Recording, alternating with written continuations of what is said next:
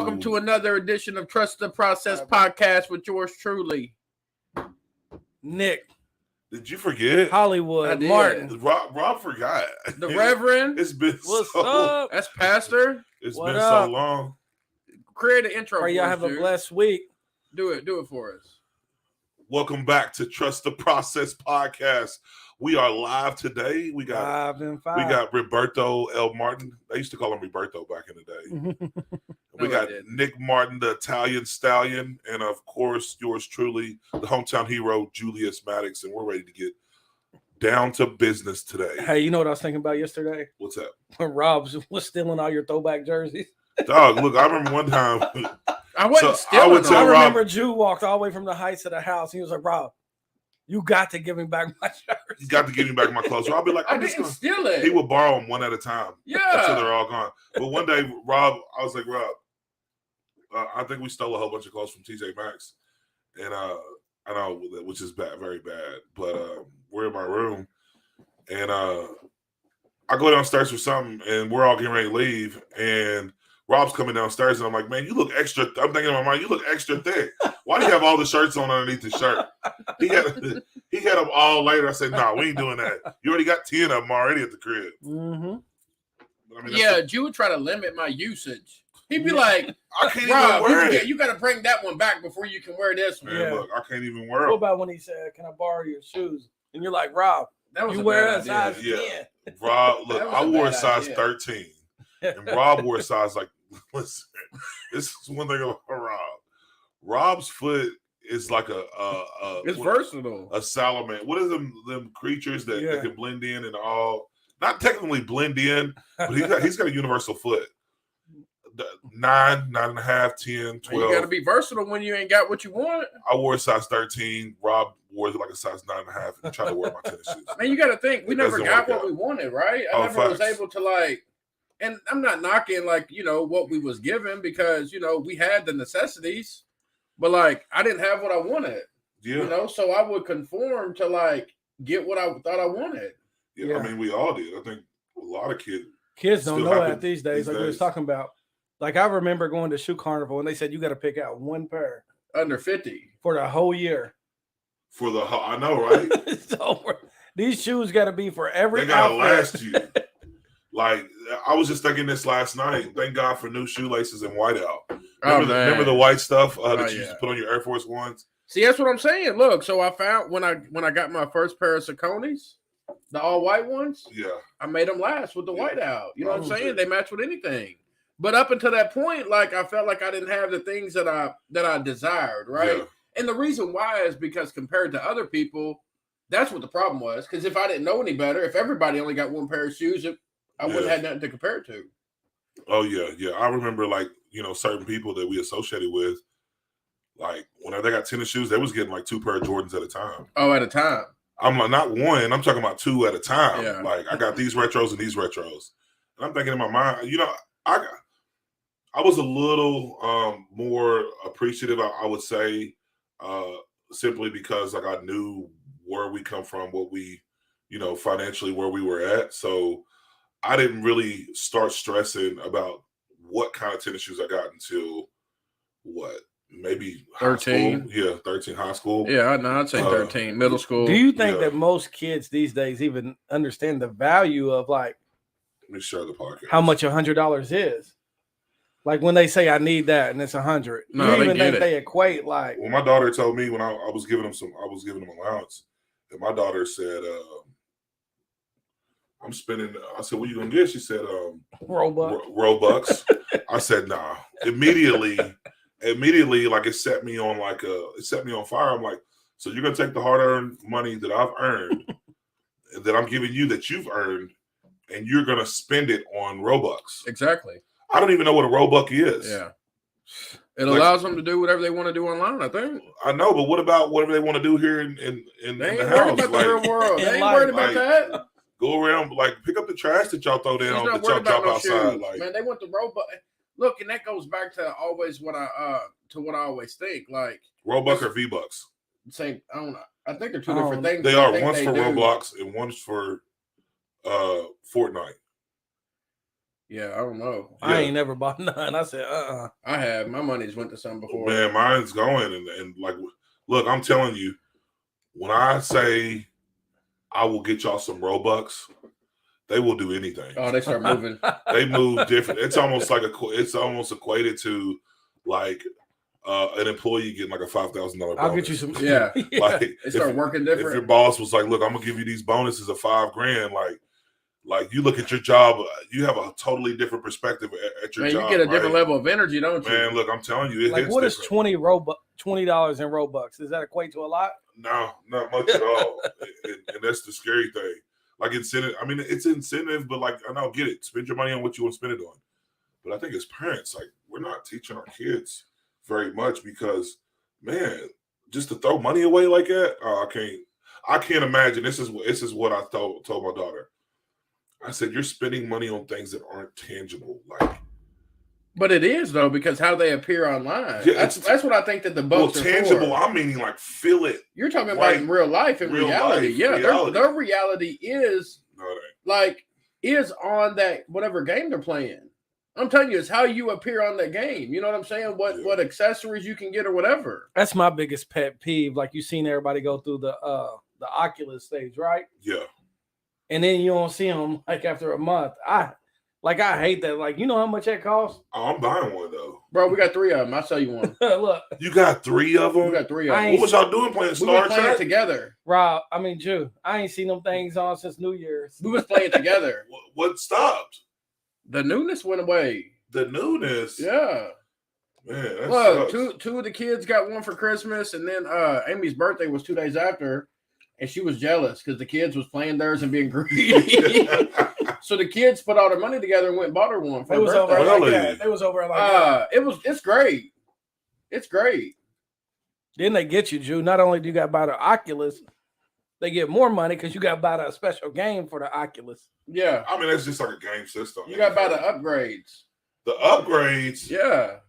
What's the up? What do you You mean? know how they get you? You get the standard or you can get the upgraded one. Jew, you know get what the I'm free saying? games in it, but then when you see the real games with the money, You can tell the big difference Yeah, it's a between the real and difference. the. Yeah. Have you ever played one? Yeah, I played. Hey, what would be neat is man, that'd be neat if somebody could do it like as they go in the gym or work out or something. Yeah, You know what I mean? But look, it's real. It's Yeah. it's I mean, I'm not gonna say it's reality, but it is like it is. virtual reality where it's like you can feel it. I did that one where you walk off the plank. You can feel it. It messes Listen, with your man, it senses. messes with me. So I was working with the company. I don't know if I'm supposed to be talking about it or not, but we'll disclose it anyway. The company, this is what they do, but they use the like a basically a more upgraded Oculus to help people in therapy these days. I can see that. So people with like PTSD that have had really traumatic experiences. Yeah. But what you do in there, like it's crazy because this Oculus that you have on, I'm pretty sure probably the one that you got too. Maybe I don't know, but it recognizes your eyes. So wherever I looked at in the Oculus, whatever theirs is called, theirs was hardwired in. Like ain't no roaming around. Yeah. When you put the thing on, it's got a cord coming out of it, like you're powered up for real. So Like this an thing, avatar? man. Look, this thing, wherever you move your eye, you can click stuff with your eyes without using your hands. That's how crazy this thing was. Wow. Anyway, so yeah, past the new stage, but you have to expect it's coming. That's everything in life. Once we get past that first initial, what do you think the new stage is? 3-4 months, maybe. When you maybe not even that. Some Yeah. people like a month. It ain't all what it The seems. new stage? It just depends what it is. 2 weeks. 2 weeks. 2 weeks. 2 weeks. 2 weeks, the newness is gone. No, the reason 2 why I say weeks. that, okay, I remember. Listen, I remember the first car that I bought, being clean and sober, having money, like working a job. Yeah. I remember the first car I bought. That new stage didn't leave until maybe 8 months later, maybe a year later. That black Dodge Magnum that I had. I mean, it stayed around forever. I just remember like driving it, and I'm thinking, oh my God, man, you're too good. Like laughing, like God, you're too good to me. Like I was just a bum, So 4 years ago. Now I'm riding. It probably goes to like the value probably goes to like your level of appreciation of Yeah. it, right? Like it depends on, say you didn't get something for Christmas for like 3 years. You wanted the hoverboard. Well, most kids, parents, they get it for them the first year. Yeah. So that feeling of like, man, I just got it, it wears off quickly. But if it was a slow, look, you didn't get it year 1, you didn't get it year 2, and you seen all your friends on the hoverboard, but then year 3 it came, you're gonna appreciate and value that hoverboard now a different 100%. way than if you would have just got it year 1. Yeah. Most of the times, what we do for our kids is they want it, you get it. Yeah. The crazy thing is, I find sometimes it's the least expensive things that matter and last the longest. Oh yeah. Example given. We bought one of those swings, right? The swings that strap to a tree. Have you seen those? Like the big circle basket. Oh, but they swings? love Yeah, those, yeah. Dog, they sit out there and play on it for hours. Do they? I mean, hours still till today.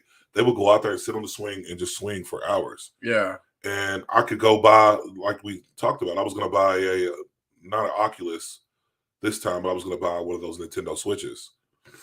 And I really thought, usually I'm spontaneous. I'll just go buy it. Yeah. What's a Nintendo Switch? Dog, you've never seen a Nintendo Switch? Nah. They're great. Is that old? No, they're newer, but they got the upgraded ones. But they're like a handheld Game Boy, like, right? Yeah. But you can The take blue and yellow thing on the end? Yeah, but you can hook them up to a real TV anywhere you go. Oh wow. And you can play Mario Karts. And I seen it. Mario Karts took on a new form. It was like it's the clarity, the graphics, and you can play all these games. You can jailbreak them too, from what I hear, and you can put all the games on them. Right? Yeah. So I'm a firm, like I've always waited for the day to be able to play video games with my kids. Where we're sitting around as a family and just, how we used to do, where we used to make fun of each other. Yeah. Like I want my kids to feel that type of culture, how we grew up, where we played video games and talk smack with each other. That was somebody like Rob that figured out how to jailbreak a whole game and put every game. Man, I'm to all the games. Didn't you have an Xbox with all the games on it? Yeah. At one point? Yeah. I've had a few different things with all the stuff on it. Yeah. Before, when you had to pay somebody to like, you know what I'm saying? You had to pay send the box off and get them to do it Yeah. themselves. Yeah. I remember when you had to pay for minutes on a cell phone, and Rob's phone, I don't know how it happened, but you could get incoming calls and incoming messages. Yeah, he Maybe felt ain't pretty fair. Oh, I don't know how you it could text is. back. I You could found text it back glitch. too, right? I could text message, yeah. Yeah. I could text unlimited, Yeah. but I couldn't call out. People had to call me. But that was when text cost most people. So it's like, hey, Everything's free. Yeah. Like, Yeah.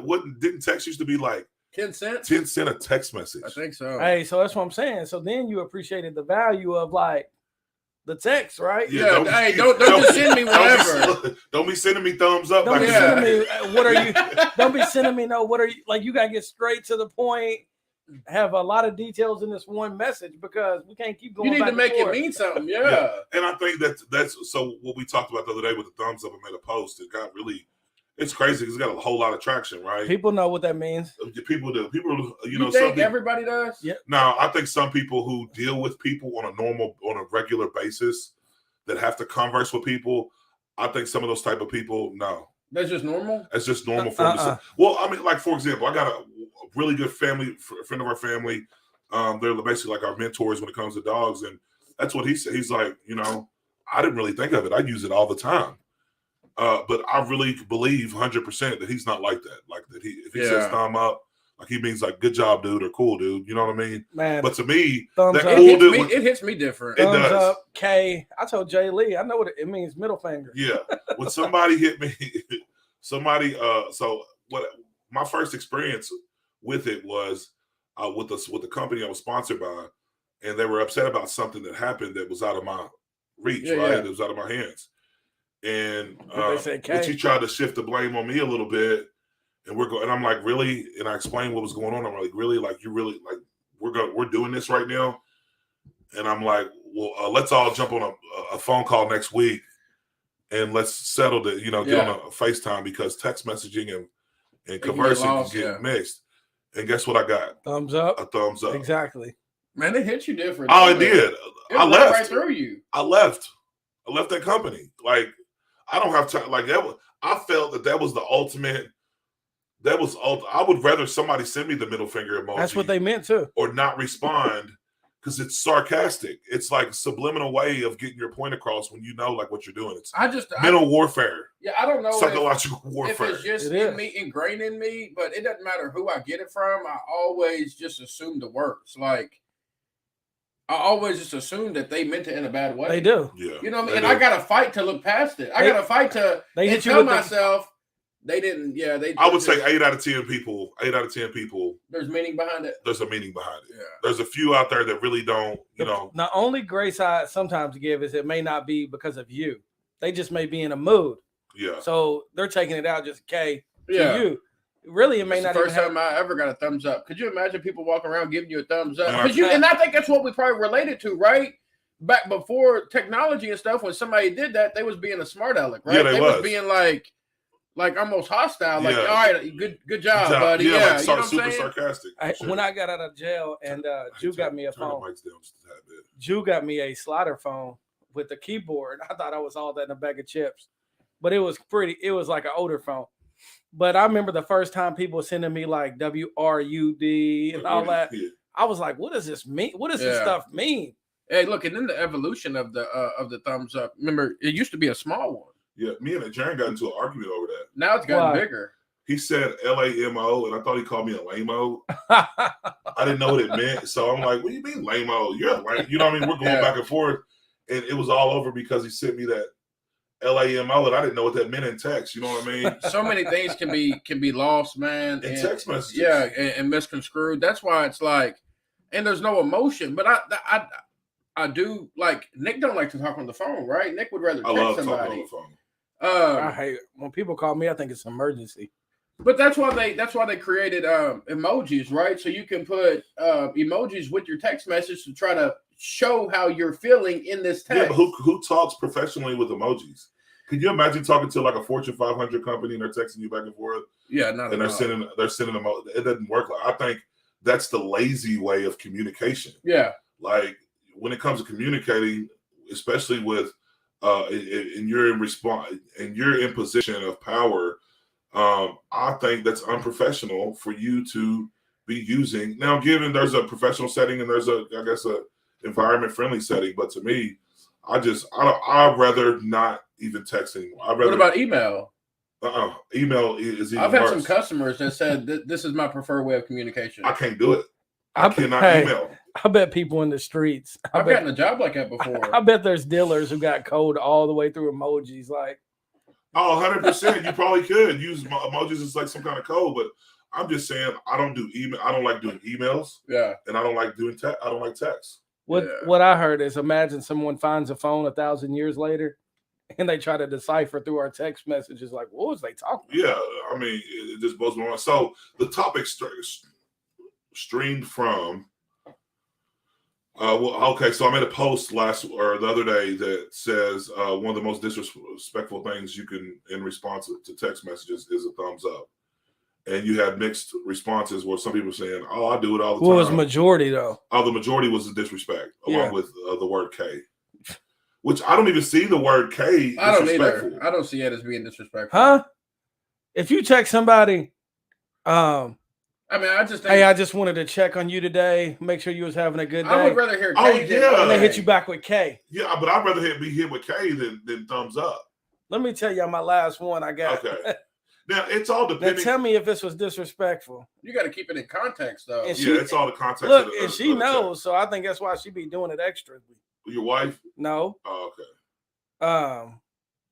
Hold on. She did a few of them, and it was KKK. What are we talking about? I ain't gonna say the name. They know who I'm talking about. Mm. They asked me about my stuff, right? They was like, "Hey, what does this mean?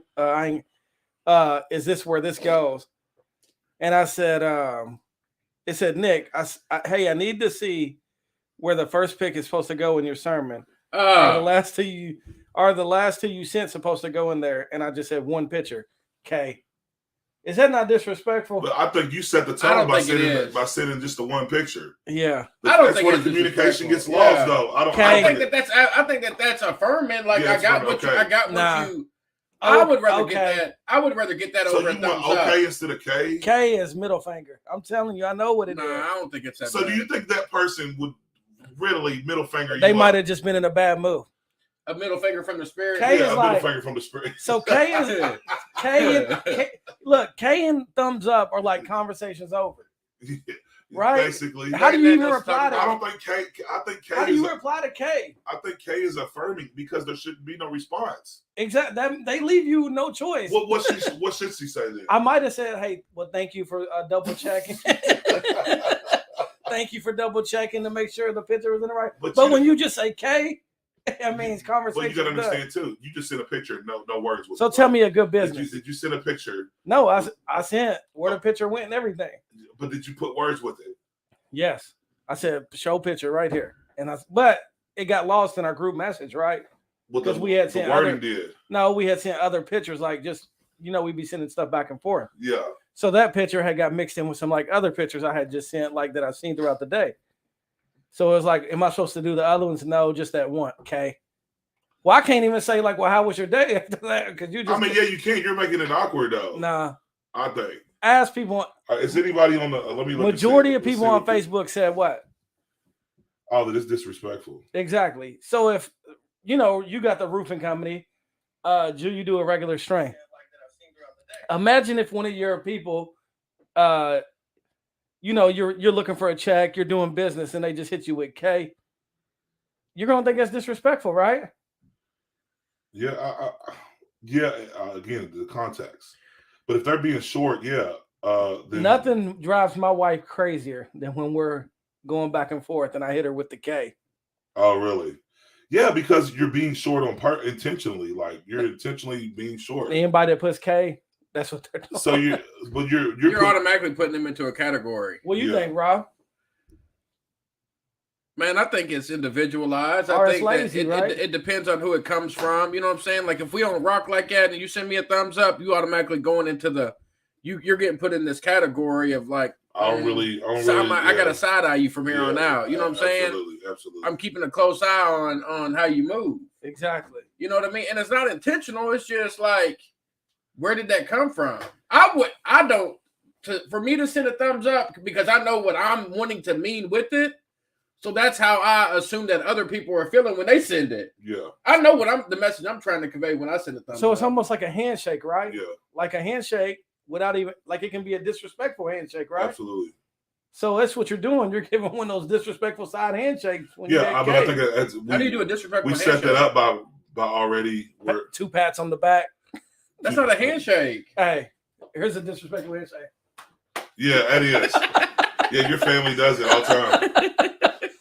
Instead of, hey, nice to meet you, you hit them with the, all right. And the pat's probably a little aggressive too. Exactly. You know what I mean? Like, all right, so is this a go or a no? I got one for you guys.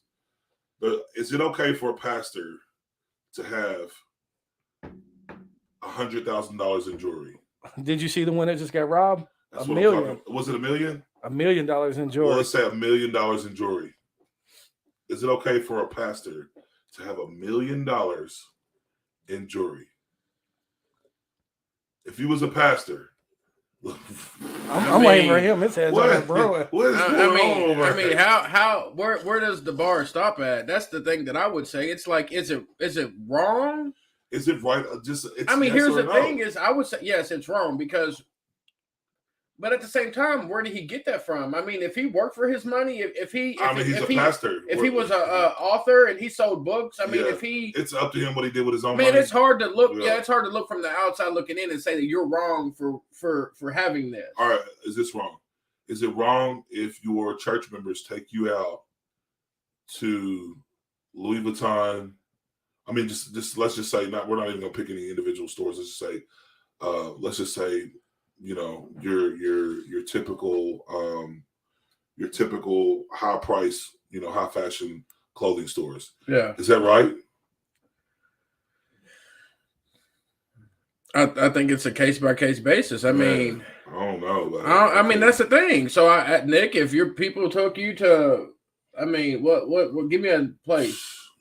I mean, just like an example, Louis Vuitton. There's a video. So here's where I get this from. Through all this controversy of him being robbed and they saying that he set it up and he robbed a lady for like $100,000. Oh, there's a whole. Are you not familiar? Yeah. Okay. So, he had his church members. They was taking him to like Louis Vuitton, Dior. That ain't okay.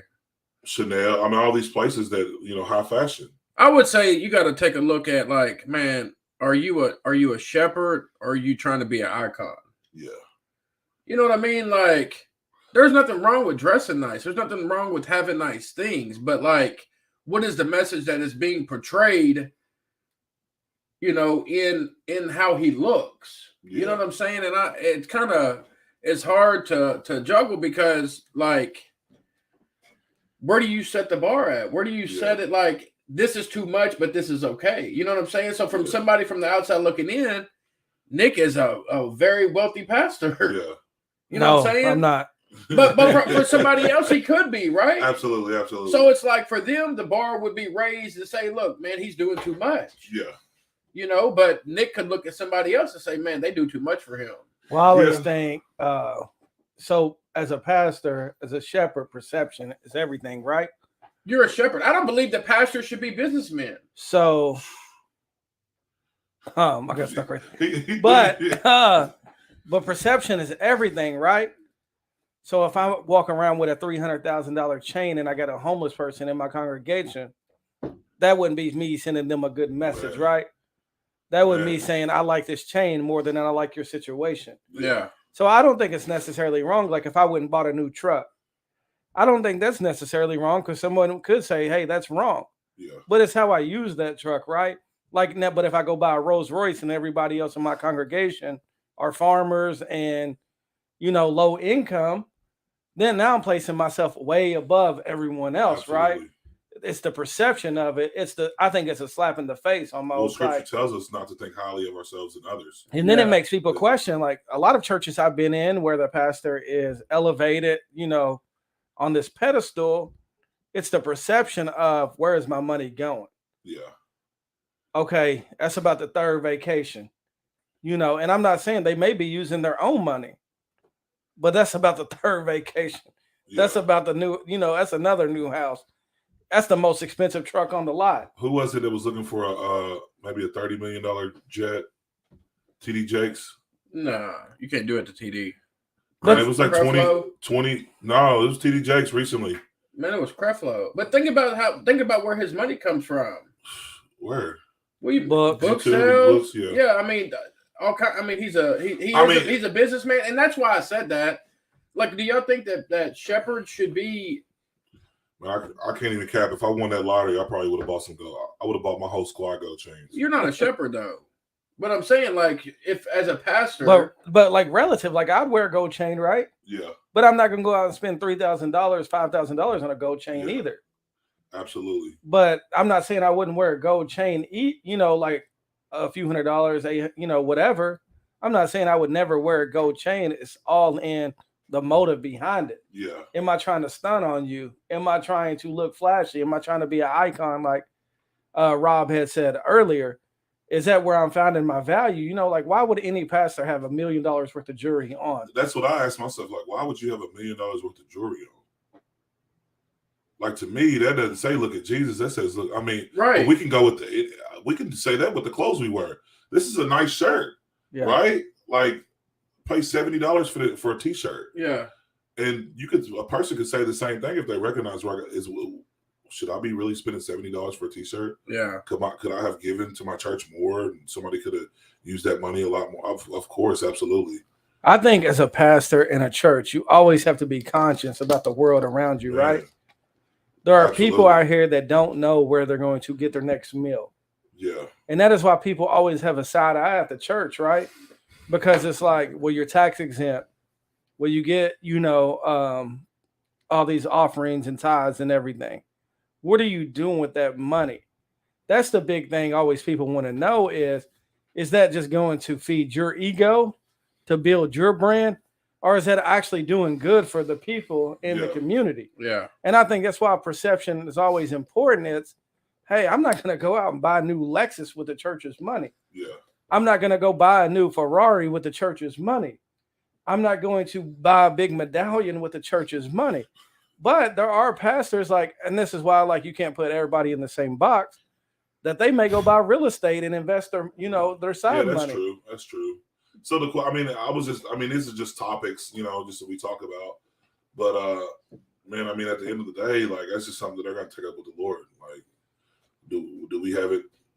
Do we have it all together? Mm-mm. You know, so I'm sure, like you said, there's people that probably look at us. But I knew as soon as I seen the story, there's got to be more to it, right? Yeah. Oh yeah. And like you said, he had been stealing. They said he had stole. Like then somebody came back and robbed him because he stole from them. Yeah. That's why you always never want to put yourself in a position where you're out there like that. Yeah. So should a pastor be a businessman? Like Rob said, he said he don't think pastors should be businessmen. I think like what? I think that's hard. I mean, I think they could. Well, here's what I think. So I've been reading this book, right? And I think if you do, like, your main focus should always be the church as a pastor, your people, building up of the people, pointing to Jesus, right? Like, always focus. That should be your main focus. But I also don't see anything wrong with a church or a pastor saying, I'm going to invest in XYZ Yeah. that's not going to take my attention away from the church. Yeah. Just because Right. I believe, like, as Christians, if we own more stuff, we could do more stuff. Yeah. If we own more buildings, we could do more things. If we had more money, we could have a bigger impact, right? Right. Absolutely. So it's not necessarily bad. Is it that going to take your attention away from the main thing you should be focused on? Yeah. Yeah. That's what I'm saying. Investing in something and being a businessman is two different things. Exactly. Yeah. So I would say, like, as a pastor, your first line of ministry is always to shepherd people. Yeah. Right. So if you are in business, and I'm not saying that you can't shepherd people and be in business, there's just a fine line that you're treading that you're leaving yourself exposed to being able to have something said about you. Oh, well, he did such and such wrong. Mm-hmm. Or this happened. So now he's looked at a certain way. You see what I'm saying? And that's why a lot of times I think in American culture, you look at, like, churches today, they are set up a lot like a business is. Yeah, yeah. That's what Michael Pendleton just said. What? And I think that's the thing. Like, the church, I believe, is run like a business. Man. And that's not good, right? Yeah. Because although things do need structure, like, we are relying upon God, right? Like, we rely on God. Like, if our numbers always have to look a certain way before we move, right. That's how a business runs. Yeah. Yeah. That's not faith. When we're called to walk in faith when it doesn't make sense. Yeah. So I went to a conference and John Piper said this. He said, we always hired outside of what the budget called for.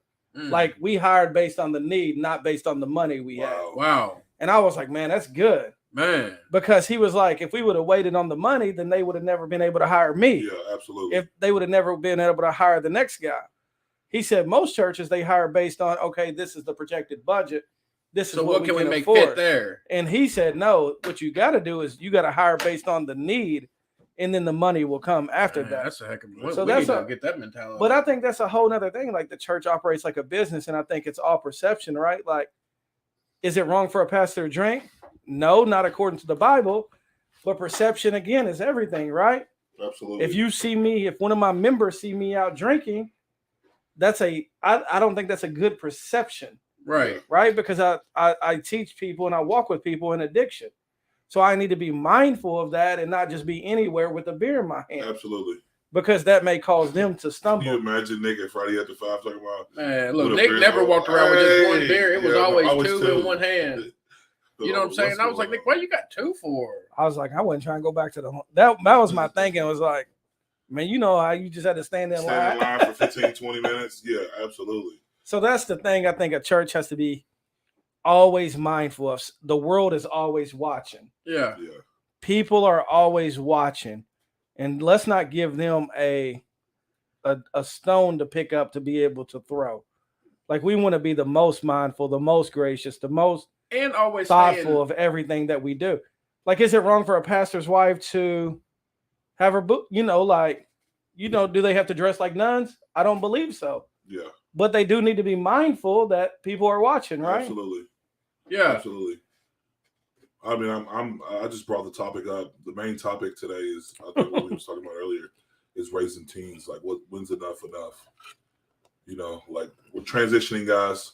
So this morning we were talking a little bit about like when is enough for like kids? Like when you're raising, when your child goes from the preteen stage to where they're actually a teen, there's a whole lot going on in that season. I mean, they're trying to find themselves. We're trying to push them to be an adult. But here's one thing that we were talking about earlier that I didn't I failed to mention is I think sometimes too, like we push them a little too fast. Does that make sense? Like we want them to grow up so fast that by the time it gets there, I think we miss intricate and vital parts in the process because we rush the process so fast. Yeah.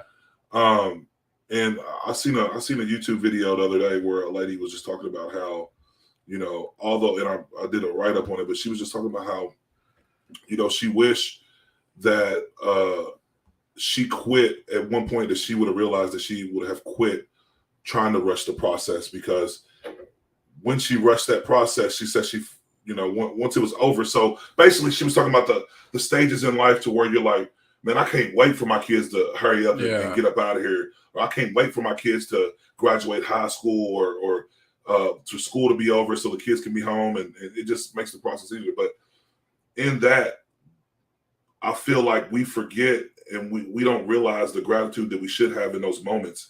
And those are the life lessons whenever we have when we're in those seasons. And I just feel like for me personally, I've caught thinking about after I've seen that video, I'm like, how many times have I like basically treated my kids like by me saying that I feel like looking back that I didn't really care about their well-being as much about their well-being as it was the situation at the time. Does that make sense what I'm saying? I know I'm kind of like in circles, but so I think to piggyback on that, like one thing we was talking about earlier, like we had to almost fend for ourselves sometime, right? At an early age. Yeah. Like there was times when we were 11 and 12, 13 years old, where we walked home. We walked from Malco Theater on Fredica to the Rowland Heights. So at a young age, like me, Ju and Rob knew how to like catch the city bus. Yeah. We knew how to like, and our parents may have only gave us like $5, $6, but we knew like to go get something to eat. We knew how to survive. We knew how to make our way home from the movies. What is the balance in? I would probably never make my kid do that.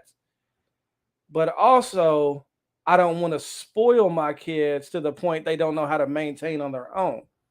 Yeah. So as a parent, we're always looking for the balance, right, Ju? Rob?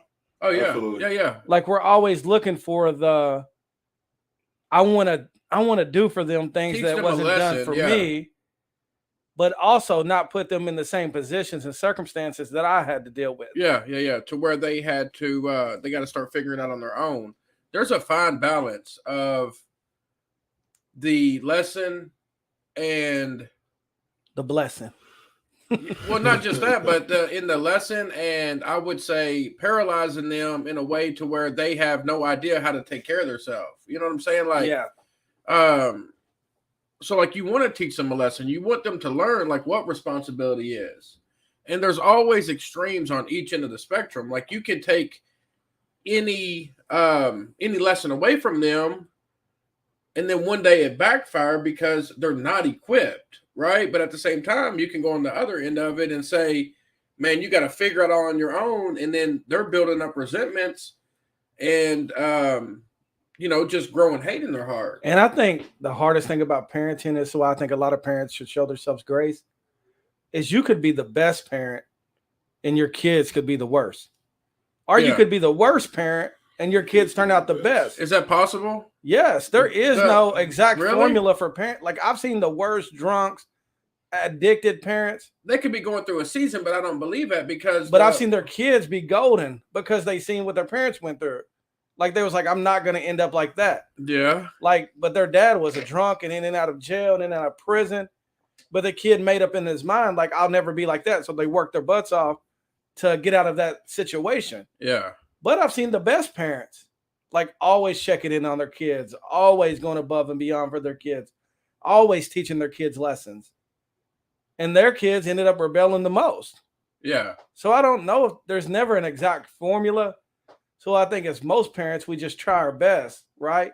And know that your kids are going to go through seasons, know they're going to rebel, know they're going to mess up on their own like we did, but no, it's not your fault at the same time. So I believe that our job as parents, as leaders, our job is to prepare them to go through those seasons. Yeah. Well, to kind of piggyback off that, and that's what I was getting to, is like us as parents, like dealing with those small incidences and feeling like, okay, we're going to teach them a life lesson on this. But as for me, like when I repeat things and do things over and over again, it turns into frustration, like anger almost, like, right? Yeah, because so that's when I'm like, I can't wait for my kids to hurry up and get out of here. Yeah. And that's what I was meaning. Like that's a scary place to be, because you find yourself frustrated because you're like, man, they're not getting it. You're not getting it. So therefore, I'm rushing them. I'm rushing the process, and in my mind, I'm not thinking about like, why is it that they keep messing? What can I do better? The greatest thing that helped me to realize in those moments was, man, how many times did it take me to get it right? How many times did I have to fall on my head? How stubborn was I? How rebellious was I? How just, man, hard-headed I was, to where I'm not going to say I didn't want to get it, but I didn't get it for a very long time. I seen this, and I still don't get it right. I seen this on a TikTok the other day, and you see this in sports a lot. They said one of the worst things a parent can do is always be at the fence critiquing their kid and teaching them a lesson. He said, imagine the parent that always goes up to the fence, hey, swing higher, hey, swing lower. Then when you strike out, it's, well, you need to make sure your feet are set. And they already know all these things, and they have anxiety already. On top of now, they know mom or dad is always going to be at the fence correcting them. Look, wait till they get in high school. In high school, that's the first time that you experience this. Mm-hmm. Well, I would say even in middle school, but some kids still play Babe Ruth and things like that, to where the parents are invited to practice. Man, but you reach a certain point where you drop them off. Yeah. They ain't got you on the fence no more. So one of the things this guy said that he loved about his parents is, he said, whether I had a good game or a bad game, my parents always had two words for me after the game. Where are we going to eat? You hungry? He said they never tried to coach me after the game. They never tried to give me all these life lessons after the game. And he said, I appreciate it because I already knew what I did wrong because I had been putting into practice. I thought you said 2 words. Well, I'm hungry. You hungry. Oh, okay. You hungry. That was the 2 words. I got you hungry. And I think so many times, like, and I see it because, I help coach Bella's team. And I see all these, like, parents are the number one factor. And I think, like, in their kids, like, either they're going to raise them up or you're going to demise them, right? Yeah. Like, they either uplift them or they kill them. Yeah. And it's basically, they're trying to impress their parents so much and they don't live up to these expectations. Like, dang, I know my mom's going to be at the fence because I didn't hit the ball. Yeah. I know my dad's about to get onto me because I dropped that ball. Yeah. When a lot of times we just need to be the parent and love them anyway. Yeah, just stay in the stands, right? Like, hey, you'll get it next time. Like, good job. And that's what I'm talking about. Like, we spend so much time and energy overcorrecting or frustrating ourselves about kids being kids that we sometimes fail to enjoy. Let them go through it, and always moments and let them go through it. And then because when it's naturally, they'll come to you. Think about this: when a kid falls on any sport or they get hurt or whatever, what's the next thing you see? You see them look up and look for their parents. No, most of the time they're not even looking up. They don't even have to look up. Man, I know anytime my kids get hurt, guess what? They're gonna look at their boo-boo, then they're looking right up where's mom and dad. Because most of the time, mom's already running out there on the field. Yeah. And the dad's just sitting back saying, "Look, it's not that bad. I seen what happened, right?" Yeah. But a lot of times that's how life is played out. Like, something is happening. Where are they at? They're supposed to be coming to help me.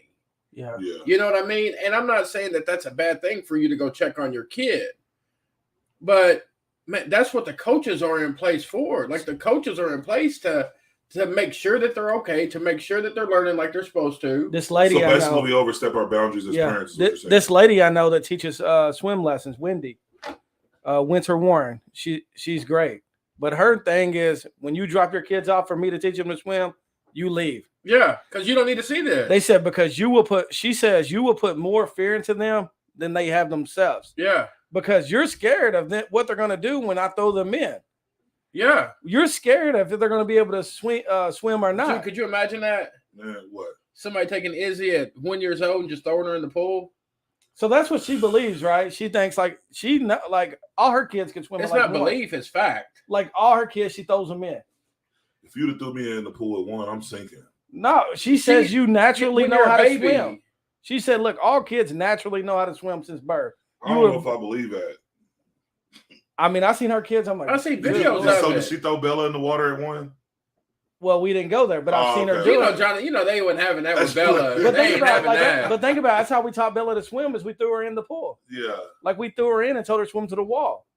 She just is naturally a swimmer, though. You did, or you and Johnny did? We both did. Johnny let you do it? Somebody was already in the water. Yeah, Johnny did. But I think that's the thing. There had to be a safety net. The thing as parents, I would say, is a lot of times we get in the way, right, of our kids' growth. Yeah. And their natural growth. And here's one thing I always tell parents in church. You had to go through it. There was lessons you had to learn that your parents wanted to save you from. Absolutely. And your kids are going to have to go through similar things. Yeah. Like even think about what my mom had to go through. I went to jail. Rob went to jail. She probably felt like the biggest lost cause ever, right? Oh, man. Like, man, how did I fail as a parent?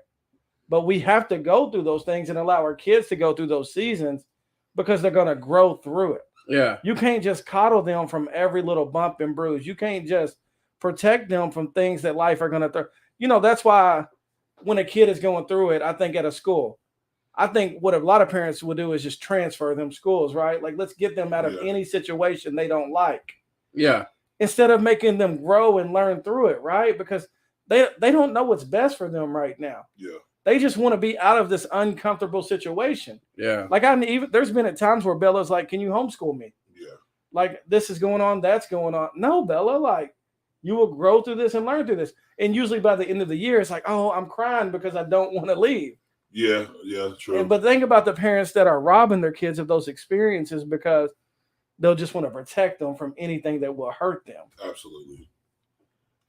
Yeah. And here's a saying, and we can, I don't know how much we've been going, but I like this, and y'all can chime in. We can get wrapped up. It says the first generation makes it, the second generation will maintain it, but the third generation destroys it. Why is it so hard for the third generation to grow or maintain what they've been given? So you think about that. We didn't feel it. We're first generation, right? Probably. Yeah. Like we the first generation makes it. Yeah. The second generation will maintain it. The third generation destroys it. Why is that? Well, think about this. So, like, our kids get to see directly what we're going through. Like, my kids will tell me. Hannah told me last year sometime, she was like, look, I can tell something's changed. She was like, I don't know what it is or what you're doing, but she was like, I can tell something's changed. You know what I mean? Like, we're doing good. And because they see it, they see the dreams, they hear the crazy ideas, you know what I'm saying? And then they get to physically experience the results of it. My kids think we're rich. And I'm like, y'all lying. Like, I don't know where y'all get this from. Like, I get it, but it can work back and forth too, because my daughters, like, they really think we're rich. They think we're like YouTube sensation star rich. Yeah. And I have to explain to them, like, we're well off, but we're not like rich like you're thinking. So don't take that and run with it. And I think that piggybacks off of why my kids think it's cool. I mean, they don't care about spending money on like V-Bucks and Robux. And I'm like, bomb the Robux. I'm not now. Bomb. That's one lesson that I'm willing to say. Look, because I'm telling you that you're going to look back and be like, man, that's what this lady was talking about. She's like, look, you're going to look back. And in those times where you're angry or you're bitter about certain situations and seasons, like, you're going to look back and wish you had those seasons, wish in those seasons that you made it count. There is a lesson, and I would say that it's never good just to hand them anything. You know what I'm saying? Like, oh, they earn it, but I'm like, is that what you really want to spend your money on? I think that's why you got to spend their money on. I think that's why you got to be careful. I've told Rob this too, that for Lewis, that was one of my biggest issues. I love Lewis to death, but everything was a lesson, right? Oh yeah. If I want to go swimming, And there was a lesson involved in. Yeah. At my age, we swam in the creek and we had to walk and earn our way in. Yeah, we didn't have to pay to go to the pool. So it was always a lesson, and just so there's that balance, right? Of sometimes just go enjoy yourself, man. Yeah. Just go have fun today. But Lewis was out. If I want to go swimming, well, you got to earn your way at life. I remember one day I showed up at y'all's house at like 11:30. I think we was gonna be at the pool by 12. And he was like, cut that tree down. Yeah, y'all got to cut that grass. The only way y'all can leave, I'm going to give y'all this money is until y'all get that grass cut.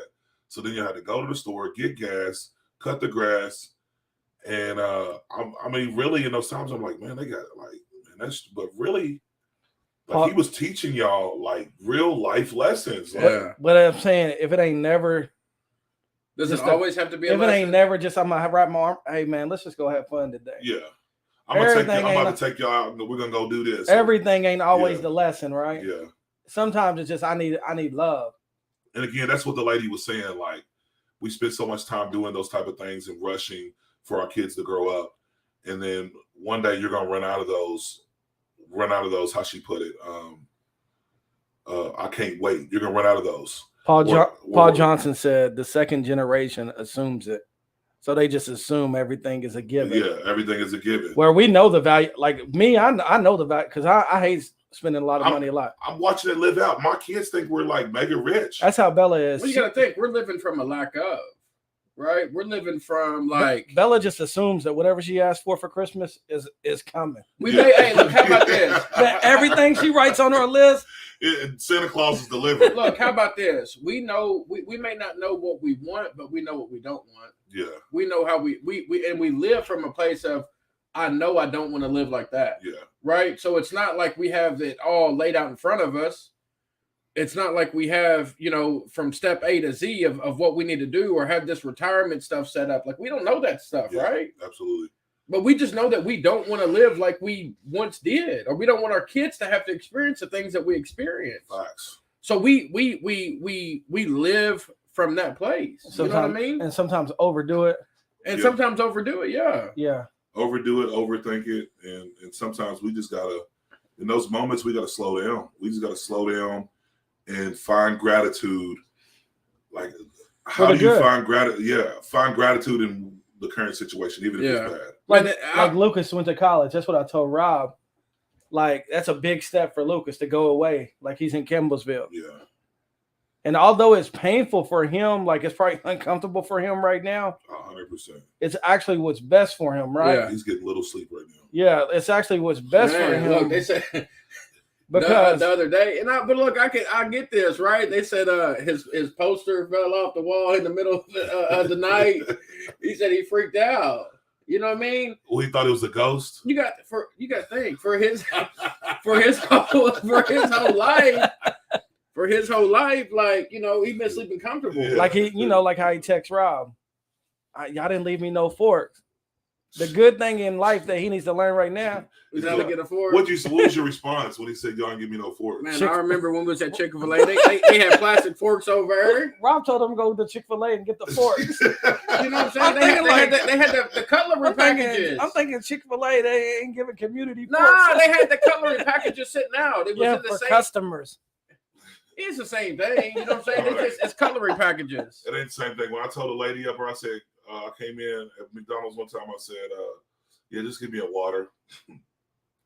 I took a cup over and went over. We used to do it all the time. Right. I got pop, and she called me out.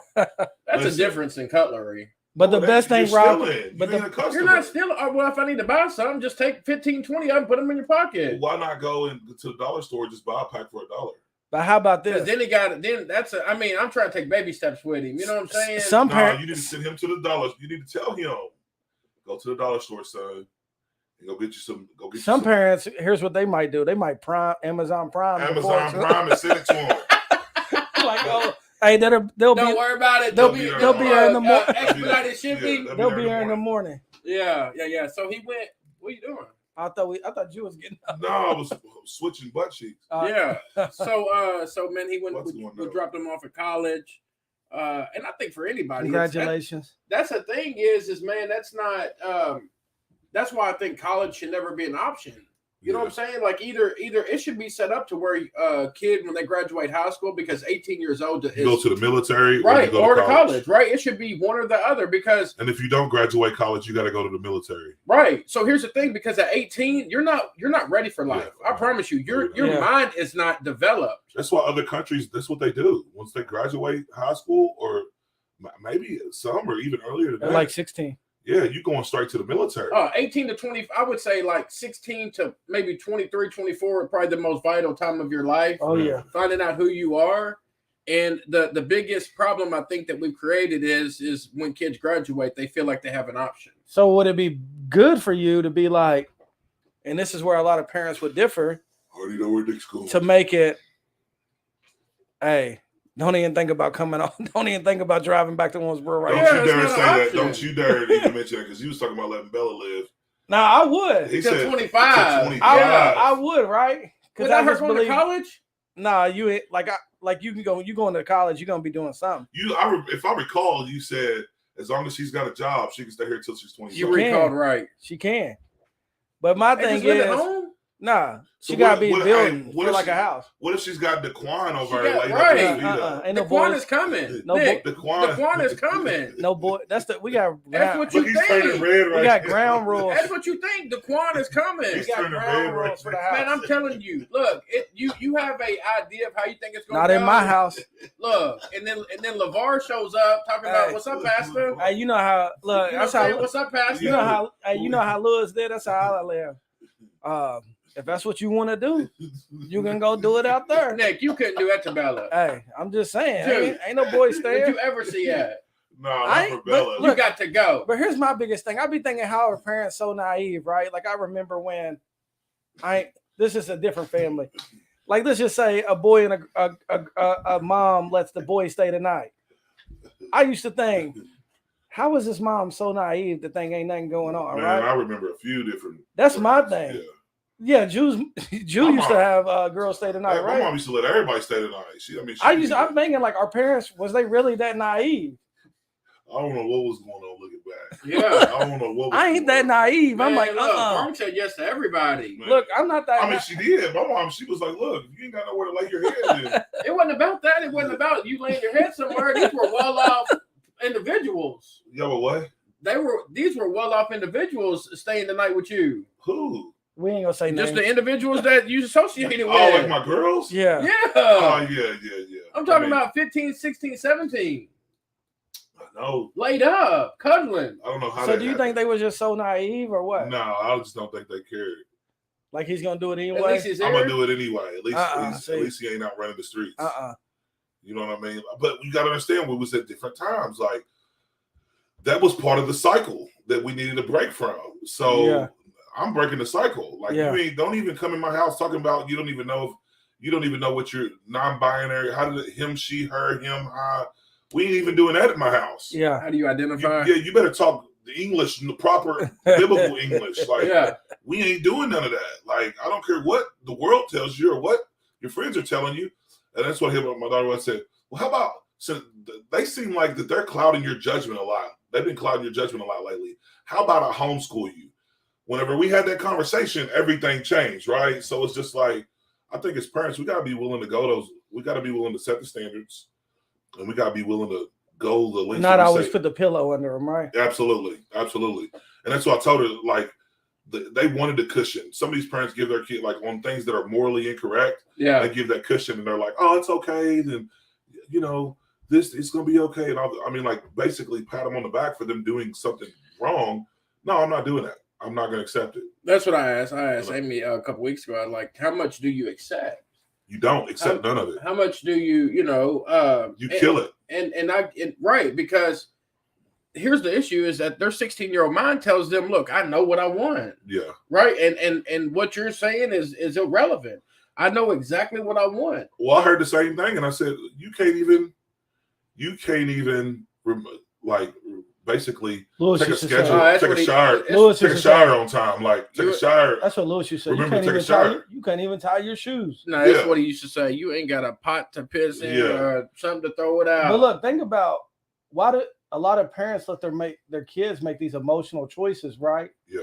Like they let them dictate their life. And I was listening to Asante Samuel the other day, and he said, look, a lot of people thought I was wrong because I forced my kids to do stuff. He said, my daughter hated track, but I knew she was so gifted at it that I forced her to do it. Yeah. He said, now that's her favorite thing in the world to do. And she says, I'm glad you forced me. And she's an Olympic gold medalist. Look, I'm a touch base, like a real life situation in my house. And his son's in the NFL. That's crazy. And he said, they hated me because I forced them to stay with it. Look, that's what's on and popping. He said they wanted to quit thousands of times. He said, there wasn't no quitting. He said, it was forceful. Well, so the situation has arisen where my daughters want to play football. I seen that. Right? Izzy looked like Goldberg. I didn't tell them. I didn't ask them. They said they wanted to play football. That was all I did was video. I don't know. All I did was I took them to, me and Heaven got them into football camp. They went to football just to be active in the summer, and they loved it. They said they wanted to play football. Well, my mom calls and was like, she called Heaven the other day. She's like, what are y'all doing such and such? And Heaven's like, oh, we're about to take the girls to football practice. Yeah. And my mom said, ew. And I guess her and Heaven were talking back and forth, but she was just saying, like, girls don't play football. Man, my twin sister played football. I know. Girls don't do this. Girls don't do that. But so immediately I'm already like, Mom, like I wasn't there, but I'm thinking in my mind, like, I'm trying to break the cycle that like I grew up in. Yeah. And you're already putting limitations on your grandkids. Yeah. That's the same mindset, same situation that I was in. I was not forced to play. Yeah. If I would have been forced to play sports, like sometimes I needed it. I love sports, but think about when you quit. If your dad would have marched you back in there, he wouldn't let me quit. Or you ain't go. Yeah. Like the thing was, whenever I walked off the football field that year. Think about it, you made it at 15, 16, however old you was allowed to make an emotional decision on something that would affect the rest of your life. 100%. When you're not even emotionally stable enough to make that decision for yourself. My junior year, I had 3 Division I schools come talk to me about come and visit their school. Yeah. Like I hadn't played football in a year and a half. A kid at that age is always going to do what feels good. So that's why they need somebody behind them to say, look, this don't feel good right now, but this is what's best for you. Yeah. And that's what I meant, like, about at the end of the day, like, I'm gonna force you to do it, right? So, what if my dad would have said no? What died? See you next week. So, can they still hear us? Yeah. Sorry, guys, visuals are out. But I would have forced my. So I guess we'll just keep it at an hour. Yeah. So I would have, now looking back, if I was my dad, I would have forced the younger me. To play football. Either you play football, you finish this season, or you don't leave this summer. You don't leave, you're grounded. You don't leave. So that's what I'm talking about. So anyway. That's what Lewis did. Like, if you live here, you're going to church. Yeah. That's how it should be. There is no, maybe there is no, if you live in my house, you're going to church. Yeah. So my mom called me and was like, she was like, what are y'all doing? I'm like, oh, I'm taking other girls to practice. She said, why are you doing that? Basketball is football is, they should be cheerleaders. Football is for boys. Yeah. And I said, Mom, who am I to set these limitations on my kids at this age? Mm-hmm. I said, I'm trying to get away from like how I was raised. I kind of felt some type of way because I'm like, why are you putting my kids in a box already? They ain't even teenagers yet. You're already putting them in a box. And think about even with like Rob and Lucas, the tensions they feel sometimes. It's because Rob doesn't just feed into his emotional state, right? Like Lucas won't recognize it until he's probably like 25 to 30, like I did with Lewis. But one day Lucas will say, thank you. Absolutely. Because Rob doesn't just feed into where he wants to co-sign his emotions, right? Like, hey, just understand me. Rob's like, no. If you haven't practiced, you're not going to play. Yeah. How do you think you're going to get better? But you ain't going nowhere. And Rob never feeds into that. Absolutely. And sometimes, like, it is harsh, but it's truth. Yeah. Right? Like, it's truth. And Lucas, you want me to just co-sign and be your emotional support system. But it's my job to tell you what's real, to point out facts. Yeah. The facts are you're going to college because you say you want to play football. But I haven't seen you practice all summer. Yeah.